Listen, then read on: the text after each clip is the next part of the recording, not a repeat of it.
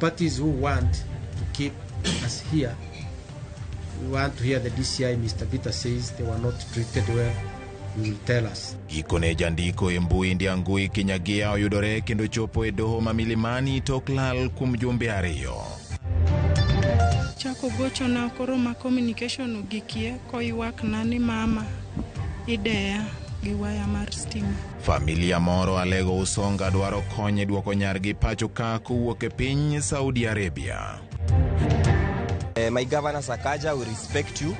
We respect your office.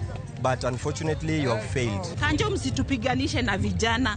Kama nyinyi ndio mko suppose kutoa hii takataka toeni. Jodak ma Huruma kod Kiamaiko bago ng'anyo ewi taka mosechokore kendo miyo alwora margi bedo mang'we.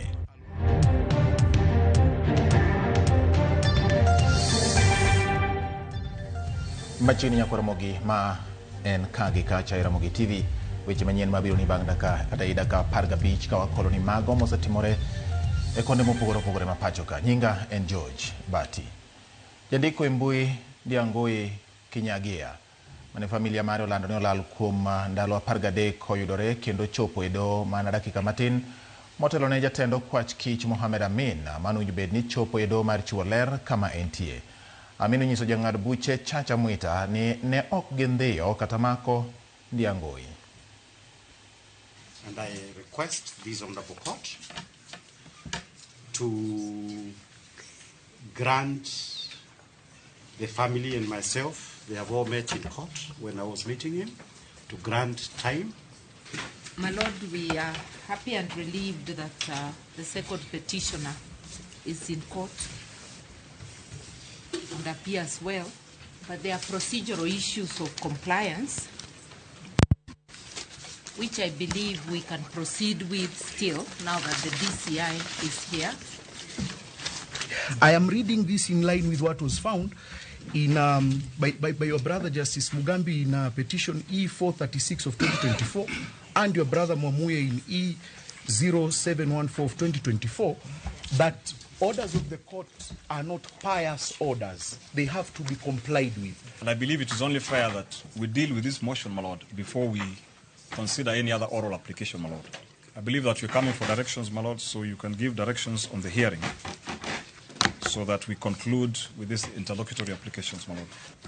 The family has requested to have a conversation with the petition, second petition. I have parties who want to keep us here. We want to hear the DCI. Mr. Peter says they were not treated well. He will tell us. The other side wants to cross-examine the DCI. So how do we proceed? Anyuola moro e gweng' ma Ndagaiwa e sub-county ma Alego Usonga ni kod kiun kod lit mathoth e chunygi bang' nyathigi manyako miluongo ni Christabel Atieno kwamo e piny mar Saudi Arabia tok jomane odhi tiyone kono riembe. Kaka jafwambo marwa Steve Biko leronwa familia no osekwayo kata osekao moheo jumbe ariyo ma onge twak moro amora e kindgi kod nyargi no ka koro gikwayo piny owacho mondo konygi e yudo kaka nyathigi no nyalo duogo pacho ka.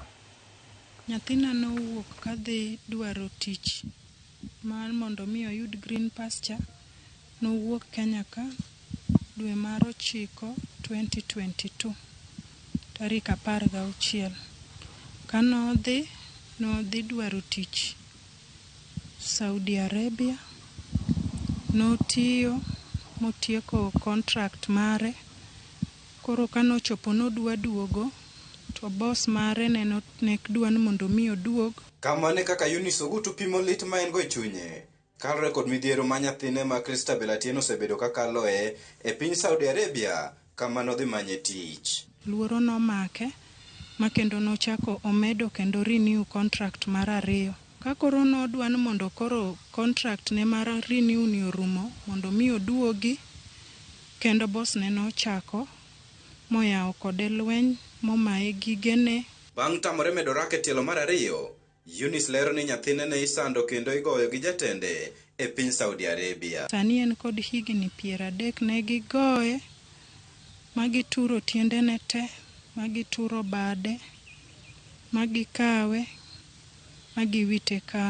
giwite oko, manokwanye mutere ka polis.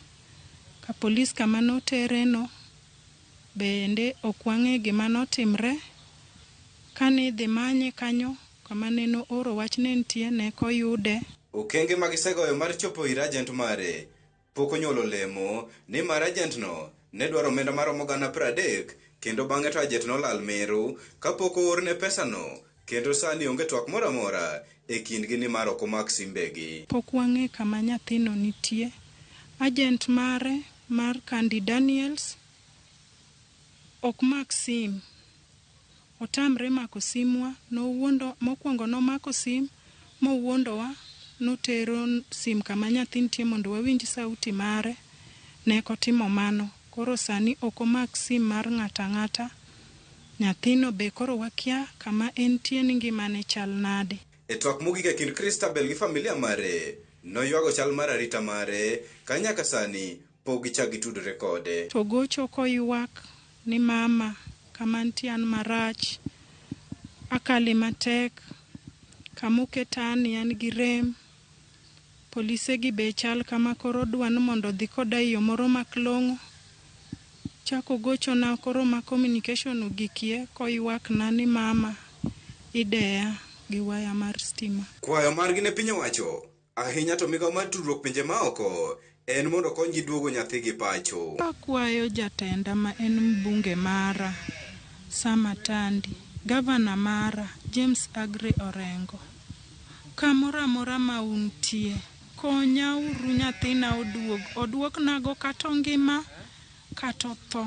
Bang' bedo gi twak mogik kod nyathigi ma Christabel Atieno, tarik 21 dwe mar 6 higani, anyuola mare e gweng' ma Ndagaiwa mayudre sub-county ma Lego Usonga koro ni kod kwayo ne piny owacho mondo konygi yudo kaka nyathigi duogo pacho kae ka nyaka sani okwamo e piny Saudi Arabia kata bang' tieko rak mare mar tich.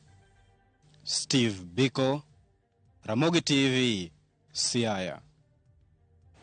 Kawere kod ma timore gwenge ma Siaya wadhi Kisii kama obila ma Nyamache kaunti ma Kisii ochako timo nonro bang' jal moro ma jahigni 50 go kendo wang' ma otho kod jogweng' maneni kod mauma mager. Kaluwore kod jodak makono, jalno manyinge Steve Onserio yande onego jaode kendo tedo ring jaode no ma omiyo nyithinde ochamo.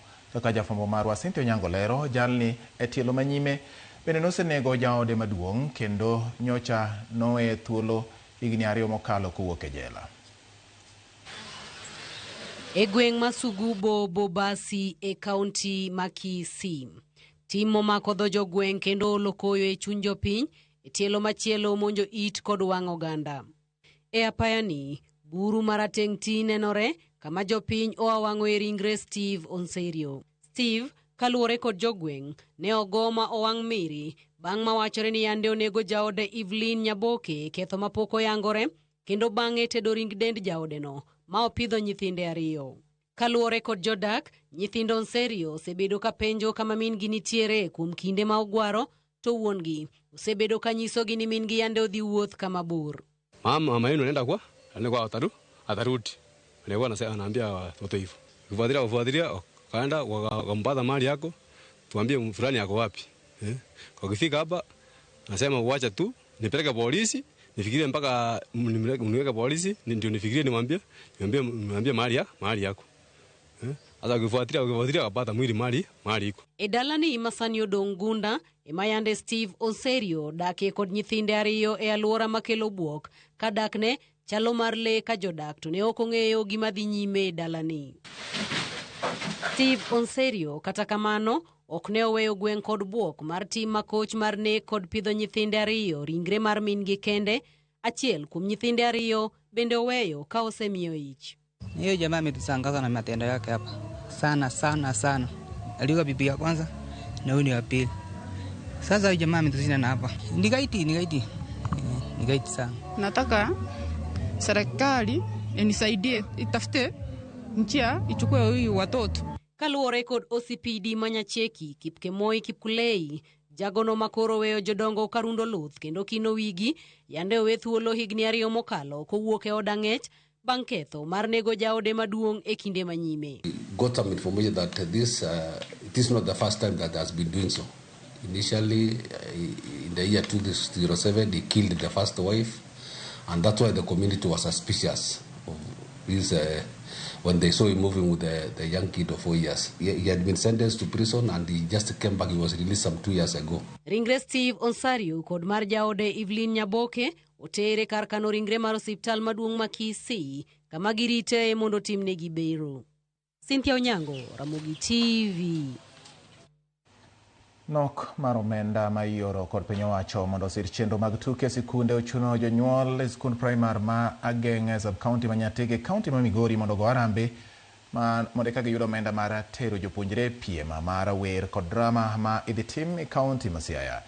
Japuonj maduong' mar skundno Josphat Otede wacho ni gidwaro omenda maromo Sh151,000 mondo giter jopuonjrego e piem gino ma ochunogi mondo gimany kony kowuok kuom jonyuol e yor harambe. Wacho ni gisebedo kod pek siro tuke nikech omenda ma yoro mag tuke pod nok. Ma osir kod janyuol ma bende dwaro mondo piny owacho oket omenda ma oromo mondo osir weche mag tuke sikunde.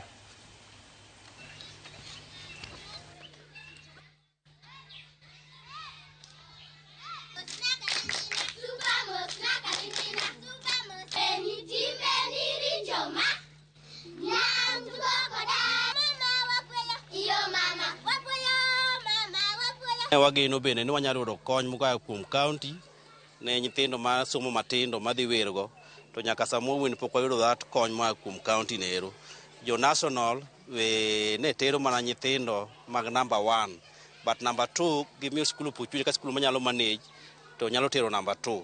Koro mae mochuno ni waluonge jonyuol mondo migine kaka ginyalo konyo number 2 ni mondo me odhi Siaya. Wadwaro pesa madhi around 151,000.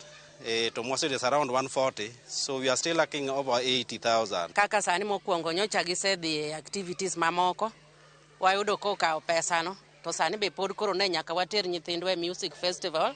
Kuna medo mana kwe ni kade ber to ka sirikal oyie to gimedwa voters gibede mokuot mok ne saka sama watero nyithindo e activities to nyaka wamed pesa e karo. Kaka japuonj mar music gi drama wasebedo gi challenges ranging from costumes, yudo lewni ma nyithindo miel godo, nitiere boards moko mag tugo sana sa drama, timo drama beche tek, nyaki tim boards go eka mondo idhi piem maber gi joweteni. Pek maduong' ahinya mosebedo godo en kaka nyithindo nyalo chopo, ka inyalo kawo bus kata gari manyalo tero nyithindo go beche tek sana. Koro yudo ka ok oter nyithindo gi ministry to bedo matek makoro chuno ni nyiso nyithindo ni koro ok ginyal dhi mbele ka pesa koro onge ma nyithindo dhi godo. Jodak ma Huruma kod Kiamaiko bago ng'anyo kendo monjo apisi mar kaunti mantiere kadak ma Huruma ka giolo taka e alworano kaluwore gi taka gikoni toki kendo ketho alwora margi. Gilero ni nyithindo maromo 3 oselalo ngimagi bang' gamo tuo mar nyaldiema ka mamoko bende oseyudo tuoche mamoko kaluwore gi muya marach mawuok e kuonde taka ma kaunti otamore choko.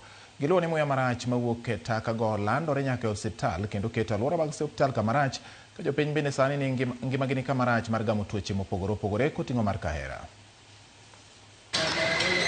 Wale watu watatangulia huko ama unaonaje?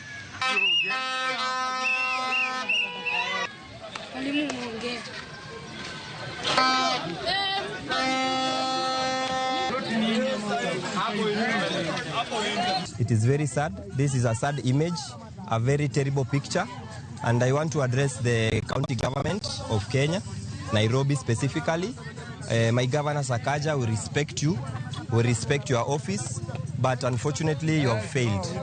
You have failed as a leader. Hii area yangu kuna watoto 3 wamekufa saizi under 5 juu ya diarrhea. Kesi zote zile nimeripoti kwa county kama CHP. Nimeripoti kesi za vomiting na diarrhea. Kanjo, msitupiganishe na vijana. Kama nyinyi ndio mko suppose kutoa hii takataka, toeni. Wenye wamekaa hapa, wengine hizi dudu zinaingia kwa manyumba. So watoto wanakuwa wanaafektiwa sana. Moso tukikuja hapa mtoto hawezi hata kukula. Akikuja shule siku ya leo, kesho hatakuja. Kwa sababu gani? Anagonjeka. Nataka kupatiana message kwa MCO wangu kutoka achaguliwe. Sijaimuona hapa. Barabara mbaya. Matakataka ndio hizi. Watoto wetu wanashinda hospitali. Who is he?